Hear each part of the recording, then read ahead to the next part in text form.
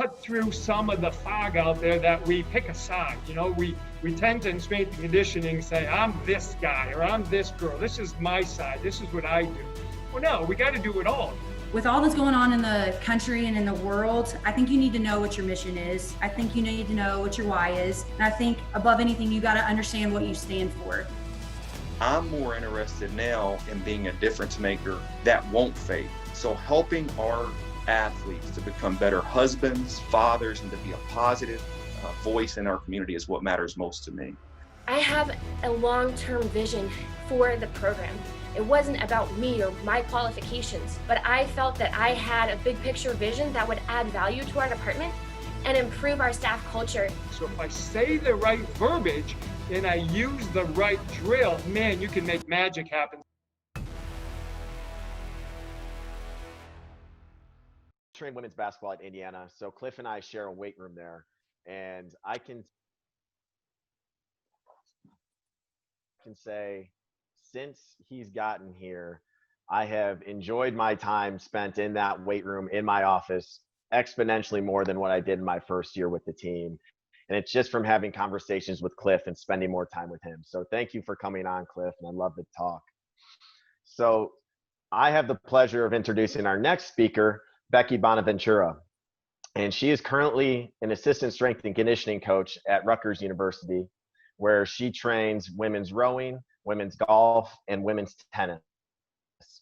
She's also been very involved this summer in what's called the Summer 2020 Coaches Circuit, which is essentially just an online internship program that has schools from throughout the entire country putting together different talks. And it's really giving these interns a very unique experience to help them get their foot in the door and get started in the field of strength and conditioning. So Becky, I know that you're about 39 weeks pregnant right now, and I saw that you had a little bit of a false alarm yesterday, so I don't want to take up any more of your time. And so I'm going to hand the floor over to you, and hopefully you don't have the baby during this call. Thanks, Kevin. Thank you for that introduction, and thank you to everyone at Indiana Strength for this platform. I know week after week I have really enjoyed getting to listen to each and every of the speakers, and today I'm thrilled to be able to talk to you guys a little bit and share about something that I am very passionate about, which is developing a positive staff culture within a strength and conditioning department. So to give you a little bit of background of who I am and where I am coming from, I grew up in Northern Virginia. I'm one of 9 competitive siblings. We all played sports. Doesn't matter what it is. If it's card games or backyard volleyball or cornhole, we're going to compete. We're going to know who won. And I played soccer at Waynesburg University. During my undergrad, I quickly learned that in order to be successful in this field of strength and conditioning, I needed practical hands-on experience. And so I sought out mentors at some great programs. I interned at JMU, Mike Boyle Strength and Conditioning, Northeastern University, ProMotion, Princeton University, along my journey, as well as completing an internship, a graduate assistant position at St. John's University with the Strength and Conditioning Department before taking on a director of sports performance role in the private sector at Williams Sport Training here in New Jersey, before finally being able to break into the ranks of full-time collegiate coaching at Rutgers University. This is my first full-time year at Rutgers, and I've been blessed to work with 3 incredible teams with great coaches, women's rowing, tennis, and golf. Outside of the weight room, I'm married to a college wrestling coach. We are due, Kevin, you're right, we are due a week from today with our first.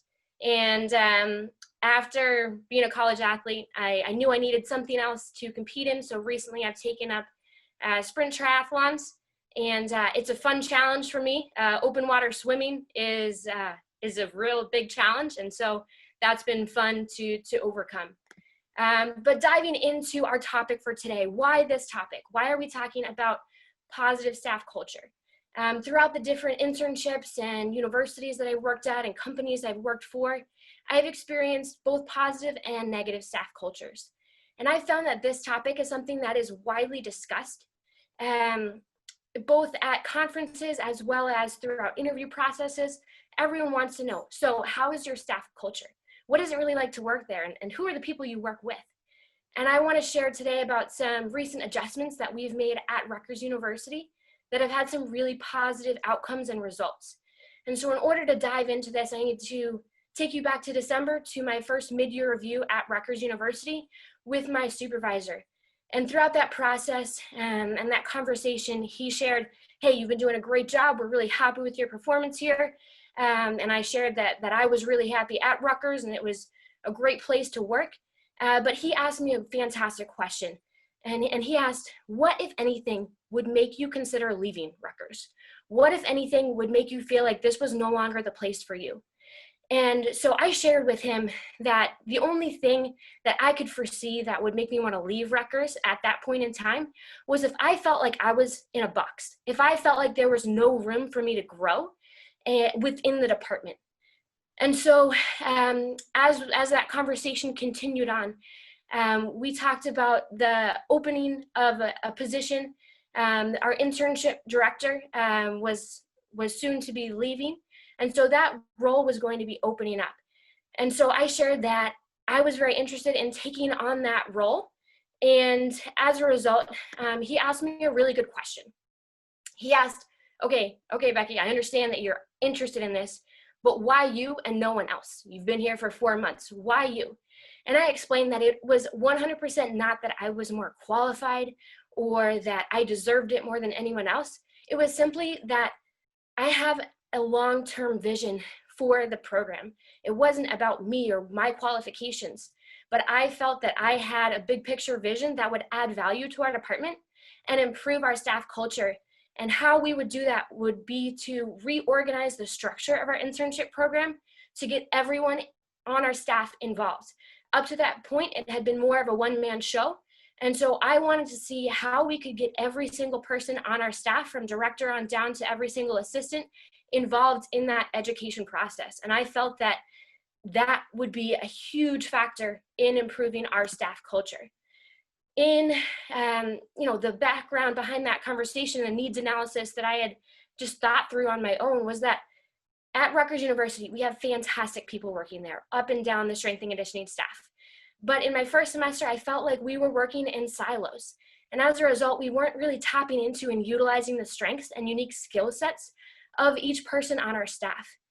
I found that, I must not be the only one that is looking for other opportunities for growth. And I felt that this shift in our internship program design would be a fantastic outlet and way to foster ownership, pride in our department, as well as give assistants, associate directors, everyone the opportunity to teach as well as to learn. So thankfully, my supervisor didn't call me crazy. He listened. He recognized that this role would indeed play into my strengths of organization and communication. And this allowed for the cultural shift and positive changes that we have experienced as a department as a result. So what guided my vision was reflecting on the current situation that we had going on at Rutgers University, as well as the past experiences that I had had at all the different universities and companies that I had worked for. It took envisioning what a positive staff culture at Rutgers University would look like, and then developing and following through with a plan. What made it successful was me taking initiative, but also doing the work and acting the part of internship director before the title or compensation matched the level of effort, the amount of time that I was really putting in. And in reflection on why this worked and why this has had such a positive impact on our department, I found that in thinking about it, it wasn't so much, it had very little to do with the internship program itself and what we have in our curriculum, but everything to do with what we as people, what we as strength and conditioning coaches need and crave as humans, employees, and leaders. As humans, we have basic physiological and safety needs. We also want love, family, community, and belonging, but also respect, achievement, self-actualization, as well as a feeling of importance. It has been said that the deepest urge in human nature is the desire to be important, as well as the deepest principle in human nature is the craving to be appreciated. As employees, we want those basic things such as salary and benefits, but also a sense of belonging, appreciation, value, and autonomy. We want feedback. We need opportunities for growth. to have a sense of ownership, as well as feel that our unique skill set is valued and utilized. You may have heard before that people don't quit a job, they quit a boss. And a study by the Harvard Business Review found that, well, that's not completely accurate. They completed an engagement survey and found that when there were employees that they wanted to keep and that ultimately they ended up leaving anyway, they left when their strengths weren't being used and they weren't growing in their careers. So my question for you, as strength and conditioning professionals, we are all leaders in various capacities, whether you're the director or the associate director or the assistant or helping manage interns. My question for you is, are you operating as a team or in silos? And why is that? Is that because you've determined that that is the best course of action for your department? Or is it something that you fell into because everyone on your staff gets their own stuff done? They're autonomous. But what would it look like for you to really work together? And how much do you have to learn from those you work alongside with? What unique interests or specialties do your coworkers, employees, or even your interns have? And how are you tapping into those talents? My question for you is, what does leading look like in your situation and environment? Because I don't pretend to know what your unique situation is and what that will look like for you, but I hope that you recognize that by not doing it all yourself, you add value to everyone around you, you help them grow, and you give them a sense of ownership and belonging. A great leader does not do it all.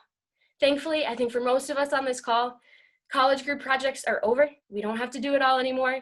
Great leaders provide opportunities for growth, and they unleash the potential of everyone around them.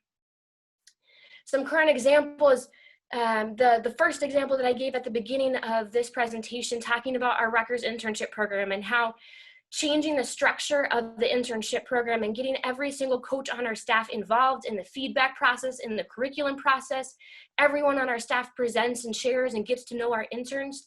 I also found in reflection that this platform, Indiana Strength All Access, is another perfect example of allowing every single person on a staff to shine. It's not the Tom Morris show. Every single assistant and person on the staff is a part of it. They get to introduce each speaker each week. They're a part of the social media promotion. This is a perfect example of what I'm talking about, leading by allowing others also to shine and show their strengths. Key takeaways from today, I hope you just think about the coaches on your staff and think about them first as humans and consider, how are you showing them that they are important, valued, heard, and appreciated? Secondly, as employees, how are you providing them not just that salary, but providing them with autonomy, room for growth, feedback, and belonging? And finally, as leaders, how are you providing opportunities for others also to lead around you? So our topic today was developing a positive staff culture, and what makes a positive staff culture? It comes down to a few things. It comes down to people. It comes down to the assistant coaches identifying where they can make an impact and stepping up before the title or pay match that responsibility. This goes for interns as well. Where can you make an impact? Where can you step up within your role? It takes directors recognizing the needs and unique strengths of their staff and providing room for growth within the department so they don't look elsewhere, and you can keep them and you can grow and become a better department than you ever could if you are trying to do it all. It also takes everyone looking for and acting on ways to make the department better. One of my mentors, Johnny Parker, shared this with me in a conversation a few weeks ago. The most important job in the world is the one you have right now. So I would encourage you to think not that, hey, hopefully someday I'm going to work at a university or a company where there's a positive staff culture. I urge you to look around right exactly where you are and think, how can I step up? Where can I make an impact? In what area can I show my strength and contribute? Don't look for the grass that's, green, always going to be greener on the other side, but how can you plug in and make an impact as the youngest person on your staff, as an intern? It doesn't matter. How can you make an impact right where you are? If all of these people do these things, that is going to bring about that positive staff culture that everyone talks about. These are some of the sources coming from How to Win Friends and Influence People, those different quotes about the importance of of people and how they want to feel important, as well as the Harvard Business Review study that I mentioned. I want to thank you all so much for listening today. Thank you for your time. Thank you to Rutgers University and my entire staff. Thank you for trusting me with this role of internship director. Again, it's not about me, it's about you. It's what we can do collectively that matters. And that is what has made such a big impact this past year.